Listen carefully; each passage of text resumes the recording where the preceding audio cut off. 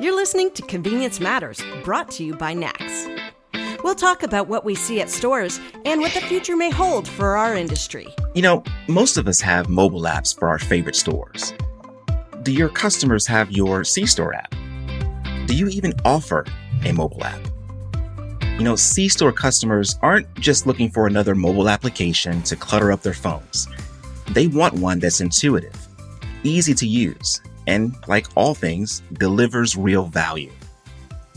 How can you deliver the digital experience they expect and they deserve? Welcome to Convenience Matters. My name is Donovan Woods with the Fuels Institute in NACS, and I'm joined today by my co-host. I'm Chris Blasinsky with NACS. You know, Chris, today we're joined by two gentlemen who can help convenience store owners out on all different levels, no matter if you're a single store owner or if you have multiple stores. And that is by taking that next step in their digital journey. And we're going to talk a lot about that because what I thought was a digital journey is a lot different than what this company presents. And I think our audience is going to want to hear this. So our guests are Matt Carinio, the VP of Strategy, and Sam Harrow, the Director of Business Development. Both are from Hathway. Gentlemen, welcome. Thanks for having us. Thank you, Donovan. Thank you, Chris, for having us. Absolutely. Thank you. And you know, first, before we get started, I like to never assume that everyone knows who everyone is, but who is Hathway? Can you give us any background on what your company is about and how long you guys have been around? Yeah, sure. So Hathway was started, just like many technology companies over the last 10 to 15 years, by two college students in San Luis Obispo, California. We've been around a little over 10 years, started as a website development company. And over the last 5 years, we've focused on the food service vertical, and most recently, the last few years, have expanded into the C-Store vertical also. So our services and solutions include consulting, creative and development, as well as loyalty and CRM programs as well. Good deal. You know, I want to make sure our audience realizes this. I think sometimes when we hear the word mobile app or digital experience, we kind of focus in onto what it was like maybe 5 or 10 years ago when these things were new, and they didn't really need that. But I want to ask you about something. You did a survey, and I'll go to you, Sam, or Matt, if you want to jump in, feel free, but I'll go to you, Sam. You did a survey where you surveyed about 1,000 convenience store customers. What were some of the interesting things you found or you learned from the responses? Yeah, Donovan, that's a good question. You know, what we found was, I think this is, probably not new news. There's a widening gap between what customers are expecting and what's being offered out there. I mean, today's experiences are being driven by digitally native companies. We did a survey of 1,000 C-Store customers, and we found that less than half are actually using apps. But on the flip side, 84% would actually use an app if it did save time and money. So obviously there is a need, and C-Stores have an opportunity to fulfill on that need. I like that. And I think one of the things you said, one, there's a need, but then you said 84%. That's a huge number. So people are used to it. Almost everyone I know has a mobile app, or not a mobile app, but a mobile phone or mobile device. And we use them. I think about not just C-Stores, but any store, my favorite stores that I go into, they have to have another platform that feels like gives the same service. And I know it's just as reliable as going into the store. Is that what you're really saying that C-Stores should have? I'll go to you on that. Yeah, I think. Please go ahead, Sam. Oh, yeah. I was going to say that I think, the expectation now is cross-channel, right? So it's not just the app. It's not just the website.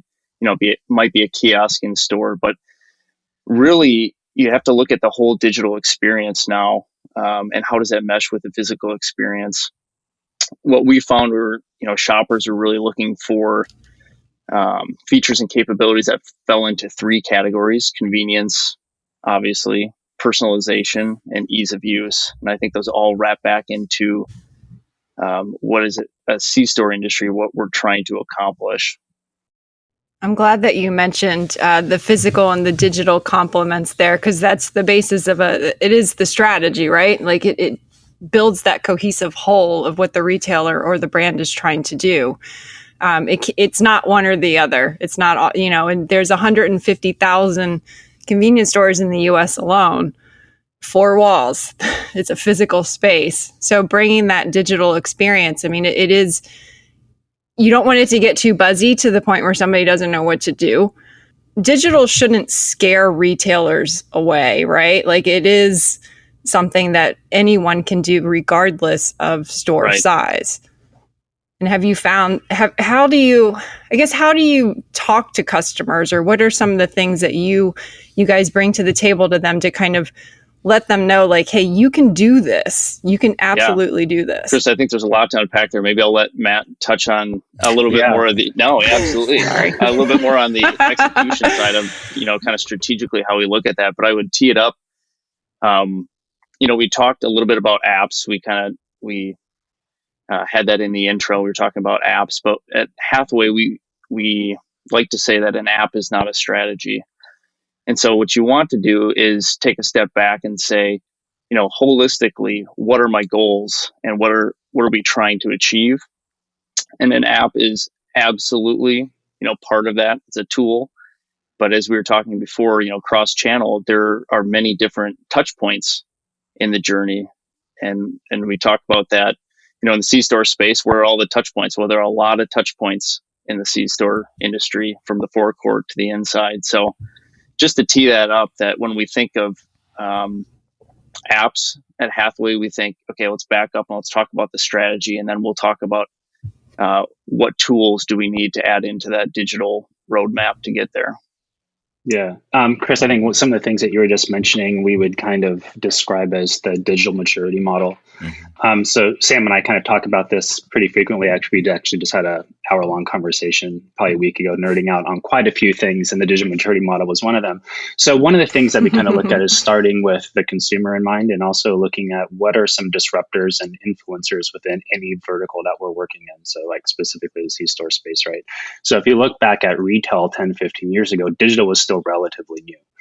What's happened at the society level is there's been an acceptance within society of, digital payments. And it's led to, during that same period of time, mobile devices have become more, prolific within everyone's lives. So it becomes more normal, right? So as the food service space, as well as the C-store verticals, start to move into this disruptive area as well, they're starting to take advantage of some of the learnings of other vertical industries to accelerate some of these solutions, right? And so as Hathway, like, since we've worked in the food service space and have worked with 30 plus brands and have delivered close to 100 applications in market, there's a lot of overlap between what the food service space has done in the last 5 years and where the C-store space is currently at and where they want to go.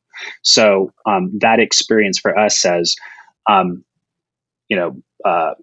C-store client, there's a lot of things that you're considering right now. Let's try to break things down into something that's actually doable, because one of the things when you're very early into a disruptive market is it can be very overwhelming. So understanding where to start is where we help them first, right? So breaking down something complicated and try to simplifying that for them. And we have a lot of different tools, systems, and teams that are experts in doing that. The second thing is, Donovan, like you mentioned, every brand has very specific goals for a variety of reasons that we need to understand the nuances for. And so right now, some C-stores might be leaning into value of product, of their food service product based off of price. Others might be leaning into quality of food service product. Others might be leaning into the integration of fuel services plus food service products. So these are all completely different things that we need to take into account when we're thinking about strategies, so that the rest of the team from the product and our growth marketing organizations can come with the correct approaches to help solve these business challenges. I'm so glad you broke it down like that, Matt. And not saying that, Sam, your answer wasn't great. It was very well spoken. But Matt, the way you gave that a little more meat, I say that because, again, we can kind of downplay the idea of a mobile app or digital journey. And something that Sam said that I'm going to probably bring up at the end of this, an app is not a strategy. And I think that goes with anything, right? This podcast is not a strategy. It's a piece of the puzzle of what you're doing and trying to communicate with your audience. But can we go back just a little bit? Because I do want to touch more into those 5 stages. But Let me ask you guys this from your perspective. I'll start with you, Sam. If you go into a C-store, let's go specifically with convenience stores. If you were to go into one C-store that has a mobile app and you go into another brand completely that doesn't have a mobile app, does it change your viewpoint of that particular organization? That's a good question. I think that, from my opinion, probably. I would look at a brand and think, how are they providing convenience? How are they making my day easier to execute all the functions that I have during the day? And so over time, I would start to use the C-store. If everything was equal, I would start to use the C-store that is making my day easier and better. And that would probably be the one that is giving me the most options, and the most choices to choose where and when I purchase, how I interact with the brand. And so it kind of goes back to what we talked about before, is that expectations are really not being set by convenience store channel right now. They're being set by other brands who are digitally native. So let's take Airbnb. Your interaction with Airbnb, you get off of that app and you go onto a C-store app. What do you expect? You expect the exact same functionality as the Airbnb app. And so you're competing against that type of experience. So, that's really where we're going. And at the end of the day, obviously this last year, we've all purchased differently and in different channels. So I think digital is just in the forefront now, and it will continue to accelerate. So it's important to have, an assessment to say, where are we at? We'll talk about the digital maturity model that we have here in a little bit, but I like to use that as a self-assessment tool.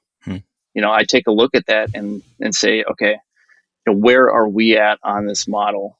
Where did, let's take a look and see where we're at. Where do we think we are? Individually, where do we, and then where do we want to be? And, how do we get there? And who do we get there with?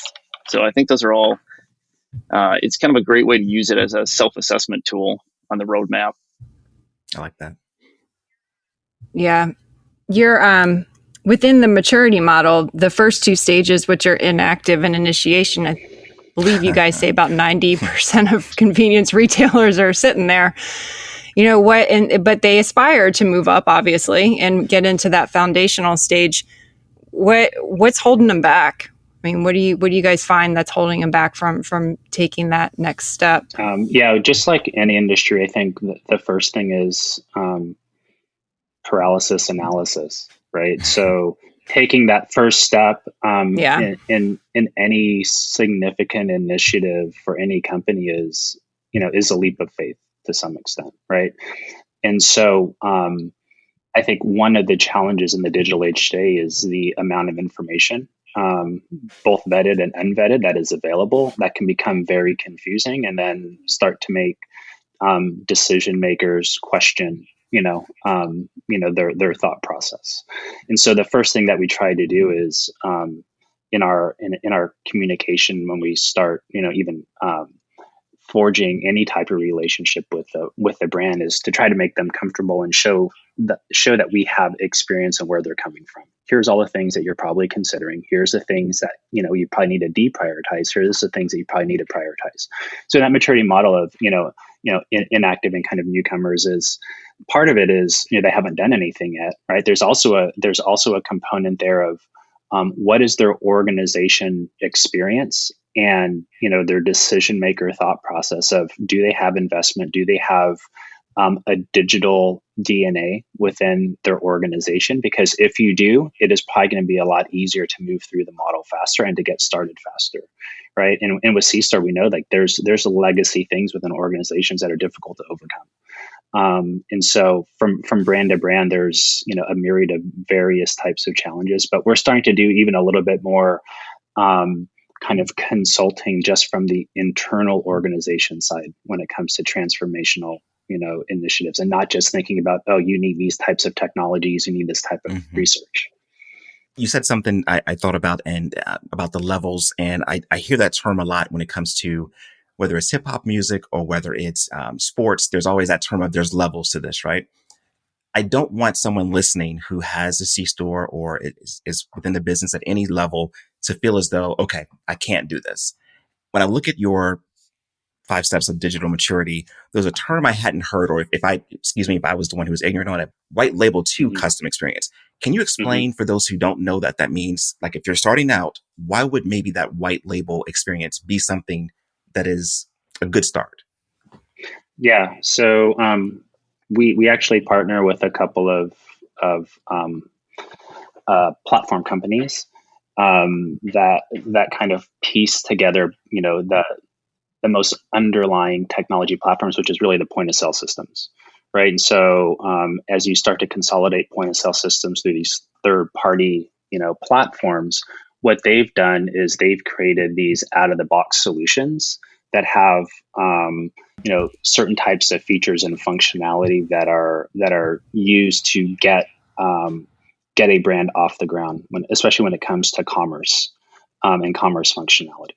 What we've done at Hathway is partnered with those companies, knowing that there becomes a time that a brand will outgrow, for various reasons, the features and functionalities that those white labels provide, as well as the ability to create a more customized branded experience specific to that client, in order for them to differentiate, right, against their competitions that might also be using white label. And that's really kind of our bread and butter as an agency, is extending white labels into semi-custom and custom applications over time, and kind of working with both these software companies or our platform partners, as well as these clients, to kind of create a best in breed solution.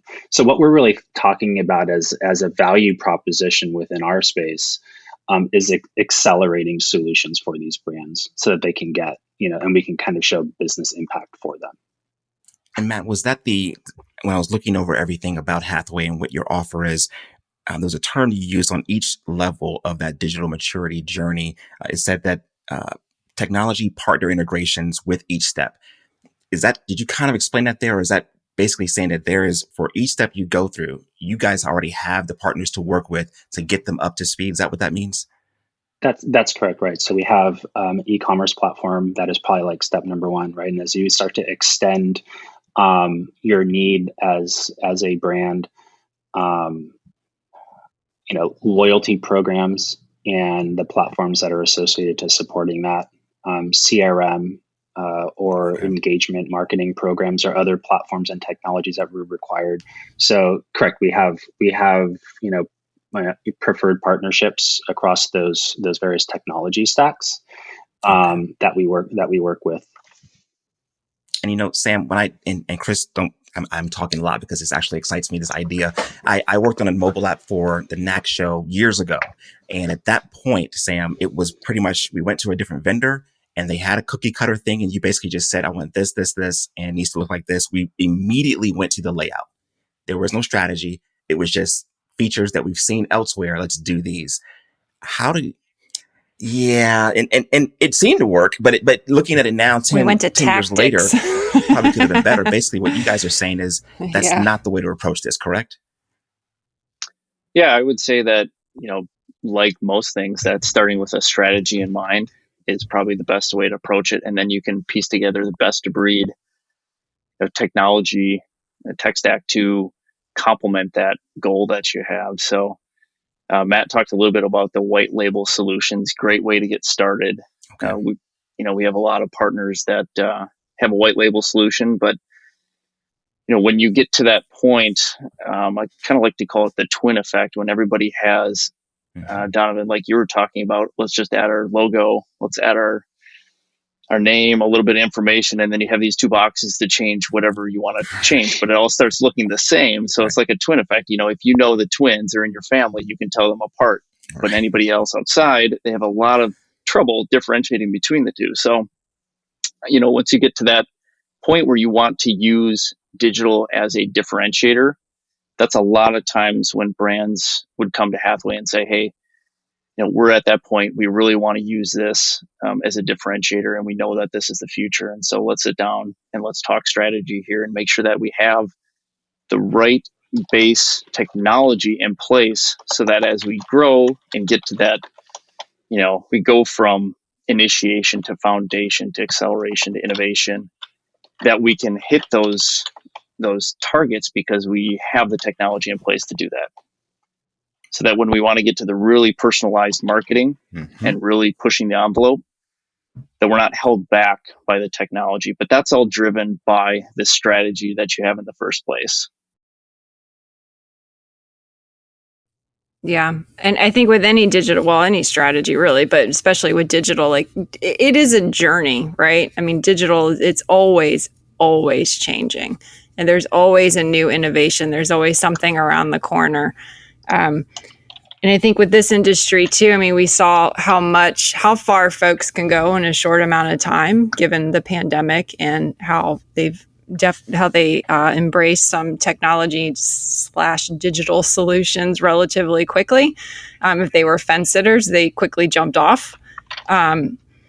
What are you guys seeing as, the next level for this industry? Or are we really just trying to focus on the fact that we need to get that 90% really up and moving? I'll start. I think the disruption in the C-store space is kind of twofold, right? I think at the end of the day, there's legislation in place that's driving alternative fuel vehicles. So it's directly impacting a significant portion of their traditional legacy business. And you're starting to see, and it's no surprise to these brands, right? They're super smart, so they're already starting to put together some strategies in order to kind of remedy this. I mean, I think in some of your previous podcasts, you talked about a few of those strategies, and one of the things that they're starting to do is, where do we start to maybe reimagine the value that we can provide our customers, right? And that's starting to become into the food service space, right? You're starting to really see a lot of C-store brands kind of redefining themselves in the future, as QSR or fast casual or limited service restaurant types of organizations and operations, because they have the real estate, right? There is a brand recognition, they have products, and meals for their consumers, and so the redirection of objectives are starting to change there. So I think that's the biggest thing. And when it comes to the strategy, like you mentioned about the application that you had created, 10 years ago, and it still happens today, right? These are things that are a challenge with us. Like, how do we not get too tactic oriented too early? One of the things at Hathway that we're pretty obsessed upon isn't necessarily what consumers are doing, but why they're doing things. So what is their motivations, right? And so we start breaking these things down into, what environment are they in when they're starting to interact with a C-store? Like, how far away, what is their proximity and typical usage of C-stores, when they want to go there and interact with them? What type of value exchange are they expecting? Are there someone that is their loyalty is going to be based on price, or is it going to be based on the quality of product that they're getting there? And so these are things that are COVID has accelerated and it kind of changed some of these motivators. So we're continuing to do some first party research to monitor how these things are changing moving forward into quote unquote what the new normal is, which I don't know if anyone really has a great answer for that. I don't think we're going to say we do, but those are things that I think agencies like ourselves are always continuing to monitor and to reinfuse into all the strategies with our clients. Very nice. Very nice. And if someone is a small retailer or if they have multiple stores, it seems like the way you guys set it up at Hathway in terms of your digital mapping, the digital foundation in terms of 5 steps, you have a process in place that is kind of separates you from just being focused on a mobile app. It's focused on a strategy to actually bring customers not only into the store, but also whether they're out of the store, but to still have a type of a connection with you as a store owner or as a brand that's one that they want to return to, that is a positive experience for them. So for any of our listeners out there, whether they are just a single store owner or they have multiple stores, Sam, where can people learn about Hathway?